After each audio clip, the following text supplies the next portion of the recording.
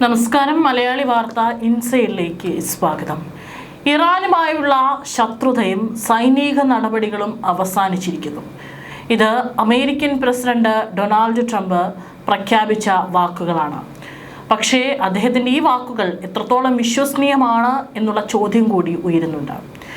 യുദ്ധം തുടരാൻ പാർലമെന്റിന്റെ അനുമതി, അതായത് കോൺഗ്രസിന്റെ അനുമതി ആവശ്യമില്ലെന്ന് സ്ഥാപിക്കാനാണ് ഈ നീക്കത്തിലൂടെ ട്രംപ് ശ്രമിക്കുന്നത്.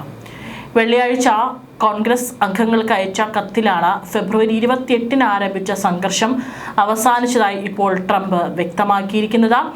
വെടിനിർത്തലിന് ശേഷം ഇറാനുമായി വെടിവയ്പ് ഉണ്ടായിട്ടില്ലെന്നും അദ്ദേഹം ചൂണ്ടിക്കാട്ടി. കാരണം 1973 വാർ പവേഴ്സ് റെസൊല്യൂഷൻ പ്രകാരം US കോൺഗ്രസിന്റെ അനുമതിയില്ലാതെ പ്രസിഡന്റിന് 60 ദിവസം മാത്രമേ സൈനിക നടപടി തുടരാനാകൂ.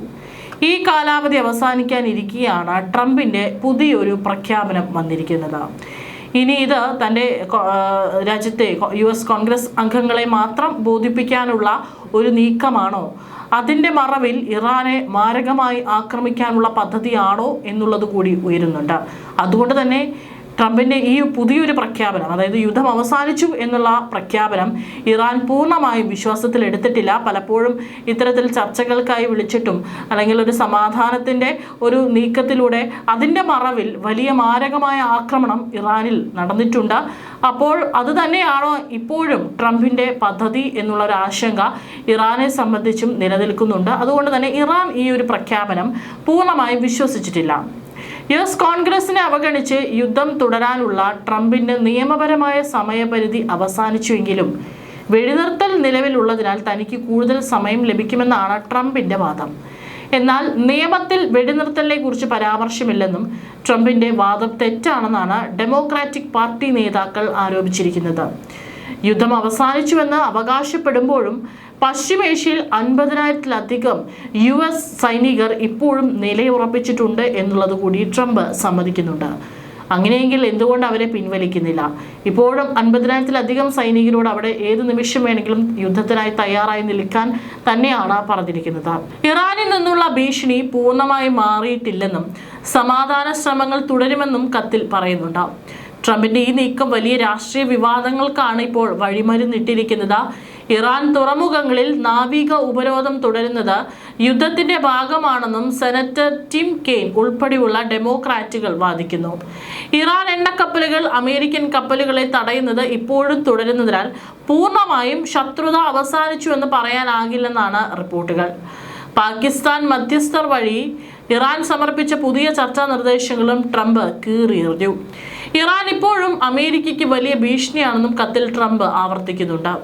യുദ്ധം അവസാനിപ്പിക്കാനുള്ള പ്രതിപക്ഷത്തിന്റെ ശ്രമങ്ങളെ റിപ്പബ്ലിക്കൻ പാർട്ടി അംഗങ്ങൾ വോട്ടെടുപ്പിലൂടെ തടയുകയാണ്.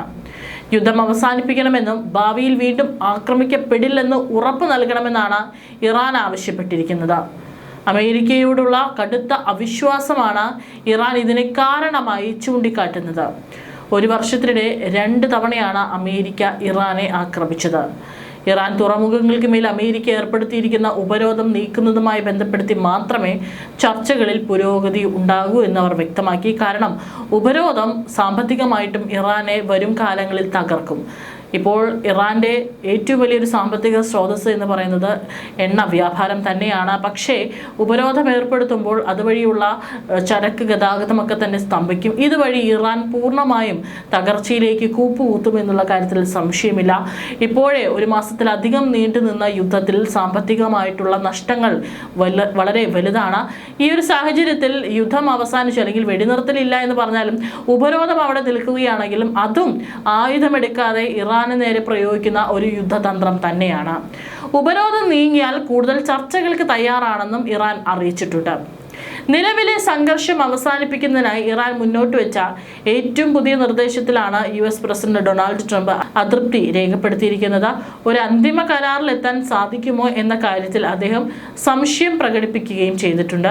അവരൊരു കരാറിനെ ആഗ്രഹിക്കുന്നുണ്ട്, പക്ഷെ അതിൽ ഞാൻ സംതൃപ്തനല്ല. അതുകൊണ്ട് ഇനി എന്ത് സംഭവിക്കുമെന്ന് നമുക്ക് നോക്കാം. ബ്ലാസ്റ്റ് ഓർ ഡീൽ എന്നാണ് പറഞ്ഞിരിക്കുന്നത്. ഇറാൻ മുന്നോട്ട് വെച്ച നിർദ്ദേശത്തിലെ ഏത് ഭാഗത്തോടാണ് തനിക്ക് വിയോജിപ്പുള്ളതെന്നും അദ്ദേഹം വ്യക്തമാക്കിയില്ലെങ്കിലും ഒരു ഒത്തുതീർപ്പിലെത്താനുള്ള ടെഹ്റാന്റെ താൽപ്പര്യത്തിൽ അദ്ദേഹം സംശയവും പ്രകടിപ്പിച്ചിട്ടുണ്ട്.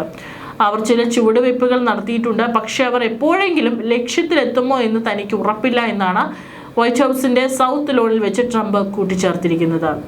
ഇറാനിലെ നേതൃത്വത്തിനുള്ളിലെ ആഭ്യന്തര ഭിന്നതകളെക്കുറിച്ചും US പ്രസിഡന്റ് സൂചിപ്പിച്ചിട്ടുണ്ട്. അന്ന് അനൈക്യം ഈ ചർച്ചകളെ ബാധിക്കുന്നുണ്ടാകുമെന്നാണ് അദ്ദേഹത്തിന്റെ വിലയിരുത്തൽ. അവിടുത്തെ നേതൃത്വം വളരെ ശിഥിലമാണ്. 2-3 ഗ്രൂപ്പുകളുണ്ട്, ചിലപ്പോൾ 4 വരെ കാണാം.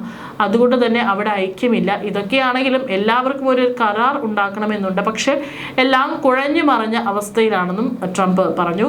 പശ്ചിമേഷ്യൻ സംഘർഷം അവസാനിപ്പിക്കുന്നതിനായി വാഷിംഗ്ടൺ തയ്യാറാക്കിയ കരട് പ്ലാനിൽ വരുത്തിയ ഭേദഗതികൾക്ക് മറുപടിയായി ഇറാൻ സമർപ്പിച്ച ഏറ്റവും പുതിയ നിർദ്ദേശത്തിന് പിന്നാലെയാണ് ട്രംപിന്റെ ഈ പ്രതികരണം.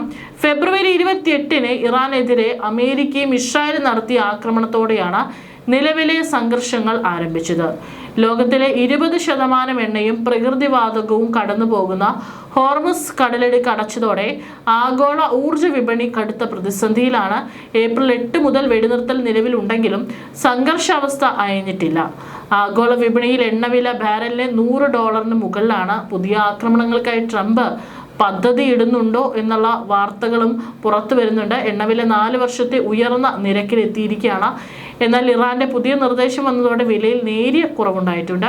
ഇറാന്റെ എണ്ണ കയറ്റുമതി US നാവികസേന തടഞ്ഞുകൊണ്ടിരിക്കുകയാണ്.